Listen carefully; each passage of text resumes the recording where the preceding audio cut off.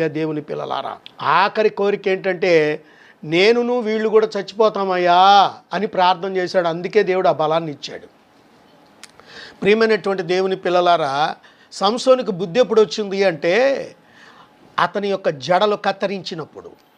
సంసోనుకు బుద్ధి ఎప్పుడు వచ్చింది అంటే అతని యొక్క గర్వం అహంకారం నెత్తికెక్కి ఆ మత్తులో పడిపోయినప్పుడు, ఆ యొక్క వాళ్ళు ఆ గుండు చేపించినప్పుడు.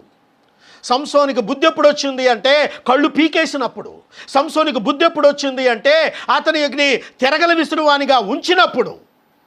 అప్పుడు బుద్ధితో ప్రార్థన చేయటం మొదలుపెట్టాడు. ఈ రోజున నీ జీవితం ఎలా ఉందో ఒక్కసారి ఆలోచన చేయమని ప్రభు పేరట నేను మీకు మనవి చేస్తున్నాను ప్రియా దేవుని పిల్లలారా. అప్పుడు వానికి బుద్ధి, మనుషుడికి బుద్ధి ఎప్పుడు వస్తుంది అంటే ఇదిగో ఇలాంటి సమయంలో బుద్ధి వస్తుంది. సరే, ఆ విషయం మనకు ప్రాణం పోతుందని తెలిసినప్పుడు, మరి మన దేవుడు నన్ను విడిచిపెట్టాడు అని తెలిసినప్పుడు అప్పుడు కదా.